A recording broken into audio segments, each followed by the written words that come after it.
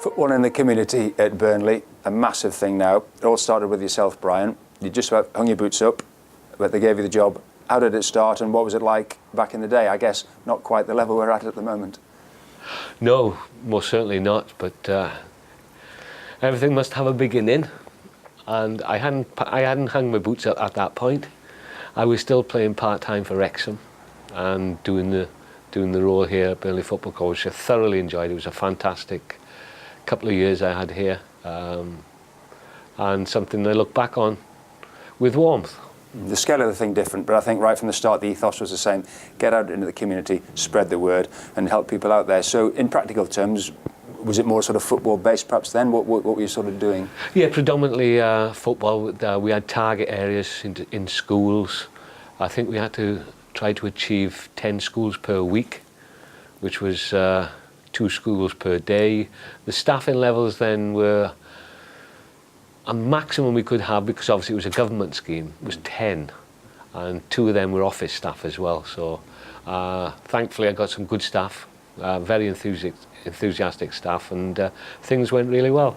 Presumably you were well received at the time. I mean, as you say, you were a name from Burnley, a big player back in the day. What was the sort of reception you got when you went out? And I presume young people around the town were inspired. Well, obviously when we went into schools and the teachers knew who I was, and that did open quite a few doors, I must admit. And but one of the most enjoyable things was the tea dance that we used to have down in the old centre spot, which is now the 1882 club. So your footwork came into play, was it?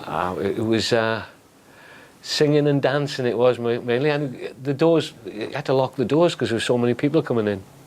It does seem a different world in many ways, Neil, but as Brian rightly said, you had to start somewhere. Absolutely. And that was the start of the community thing, which has grown and grown, but the importance hasn't changed. No, I think the concept is the same, whether it was 30 years ago or today. This club has to reach out into the community, it has to make a difference, has to work with its local schools, it has to be a beacon for positive change. And I think it's the same today, Brian, as it was probably back then. Clearly the resources are different and the approach is a bit different. But that we've had to move with the times. But yeah, a really important part of the football club is to be active and to be a leader out there in the community. You've had lots of jobs since, Brian, but you have stayed local to the area. You're almost an adopted Burnley man through and through. Have you been able to see what the community's done over those years and from the small yes, seeds that you planted? I followed it closely, and it's a big success. Not only by the awards that Neil and his staff have won and the football club have won, but it's being out and about in Burnley as well, speaking to the people of Burnley. They realise how important it is. Do you feel a sort of sense of pride? I know you wouldn't claim any credit being the modest chap that you are, but I mean, from looking back from how it started to see how it has succeeded. I got the ball rolling, I suppose. It was Burnley were one of 6 clubs, I think, initially. And it was basically a pilot scheme to see if it would work, and within 5 years I think it was 92 all football league clubs had a community department. So it was Roger Reid and Dennis Lehman and Mickey Burns were the inspirators behind that, obviously from the PFA, and it was nice to be part of. Really, as I said earlier, really warming to be part of. Can you tell us, Neil, sorry? I was just going to add that's actually not changed. So the PFA is still very much involved. So Dennis Lehman still comes to Turf Moor and meets with the staff here, and John Hudson and Gordon Taylor. So we still work very closely with them. What's changed in terms of the football authorities is the involvement of the Premier League, the EFL. So it's more of a football family that really get behind community at football clubs, and very much a partnership approach. But the PFA are still very much involved and play an active role, and are brilliant in terms of supporting us with the other partners. Can you give us an idea, Neil, now of the reach that the community department now has? Because you say the resources are bigger, so inevitably more so than back in Brian's day. But what sort of reach have you got? And it's beyond schools now, isn't it? Yeah, it is. I would say we're very much a social changing charity. So we deliver football and sport provision, but we do so much more. So we do a lot of work around employability, we do a lot of work around general physical activity, we do a lot of work around health and well-being.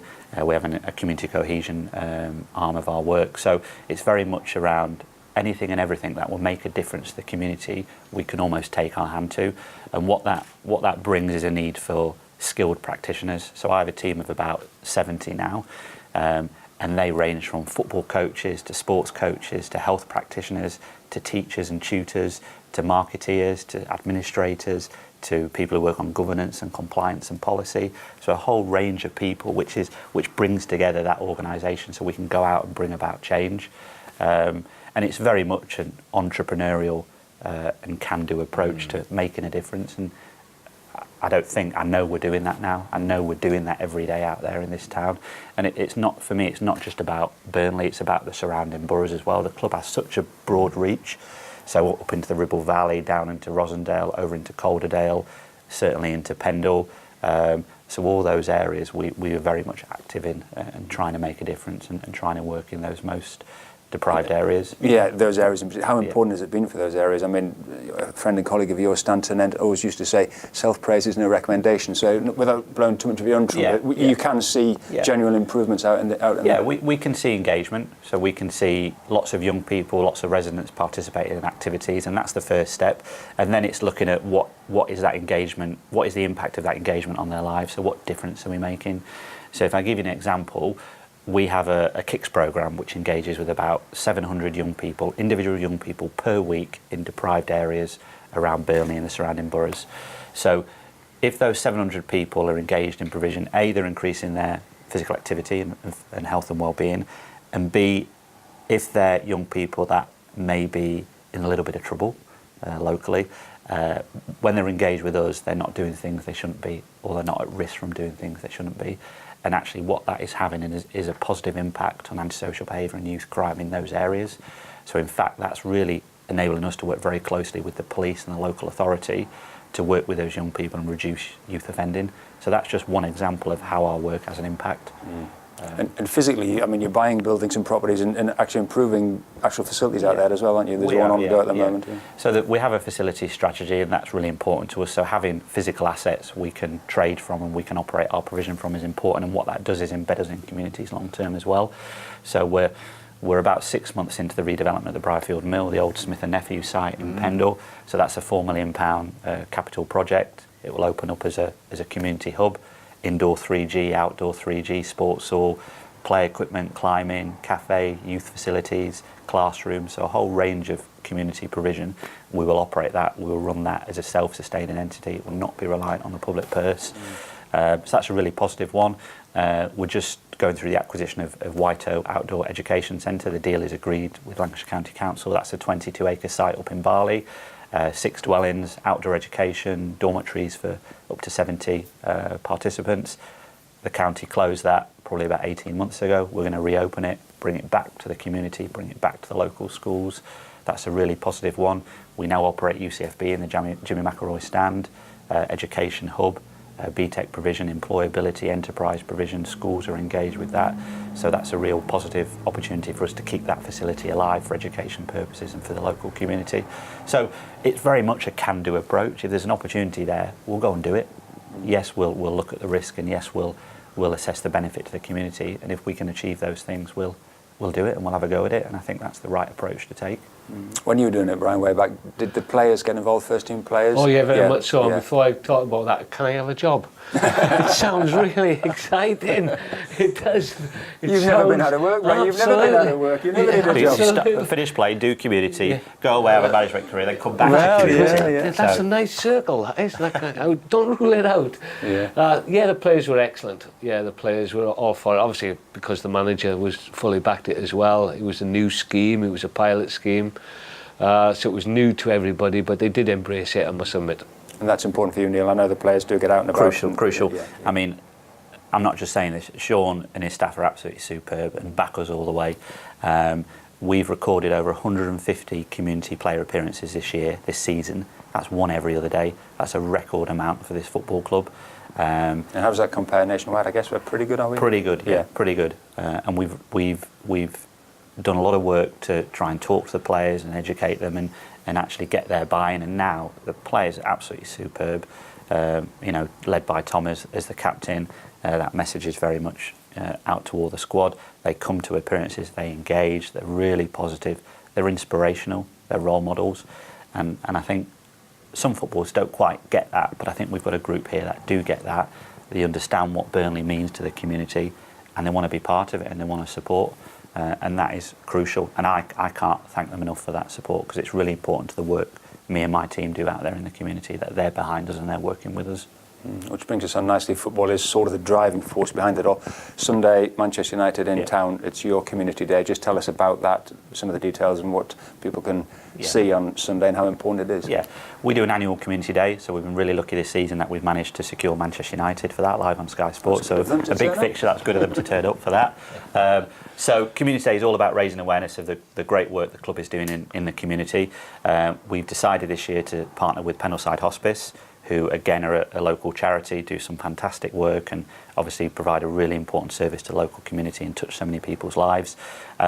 So we'll have a range of activities in the fan zone and some information for fans to get involved with both charities. We've got a stadium-wide bucket collection to raise funds for both charities, so we're asking supporters to bring £1 to the game. I think if every supporter can put £1 in a bucket, we'll raise a significant amount of money on the day. So it's really important supporters get behind us and support that cause. We've also got a number of activities on the run up to the day. In terms of actually tomorrow, we're doing a away shirt day in schools and local businesses.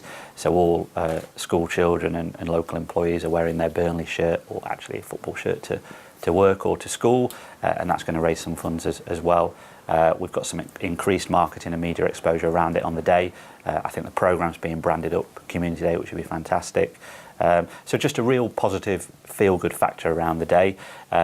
And also what we've decided to do as well for Sundays, we're putting 20,000 flags on every seat in the stadium. So we've got a community and Pendleside flag, and we're going to ask every supporter to wave that flag as the teams are coming out. Just to give a real feel-good community feel to the stadium on Sunday, and really raise awareness of the work we're doing. So it's a really important date in the calendar every year for us. I look like it as well. Brian, I can't let you go asking you a football question. You were the last Burnley team that stayed in the top flight back-to-back seasons. How well do you think the club's doing at the moment, and can they do it this time around? Fantastic. They've had a really good season, apart from playing away from home, which I'm stating the obvious. This is a fortress, and it's had to be that way in the Premier League, because it's severe. There is no let-up in the Premier League, and Sean and his staff, and I think you've got to mention his staff as well. He's got a great team behind him in the back room, and they've worked incredibly well to maintain their Premiership. I know you've got a vested interest because you work for another club now, and I know you're a very professional man, but I suppose you'd like to see them stay up. And for the town, it's important, isn't it, to be a Premier League club? Oh, they'll stay up. There's no doubt they'll stay up. There's no shadow of doubt that they've retained the status. Something ridiculous has to happen, and I can't see that happening, no. Important just on that, to be a Premier League club, Neil, for your work. I mean, I know it's not fair to lump the pressure on the football side of it, but no. I guess it only helps, doesn't it? It only helps. It helps in terms of exposure and the marketing presence, because that's really important. But it helps in terms of funding as well, because I think the Premier League brings increased funding and increased desire from sponsors and partners to get involved. So I think it benefits everybody, from the players and the Sean and the playing side, right through the entire football club, for us to stay in the Premier League. And like Brian, I'm absolutely positive we will now do that. Well, let's hope Sunday is another step towards that. It's a very successful day for yourselves. Great. Thanks, Thank you. gents. Thank you. Thank you very much.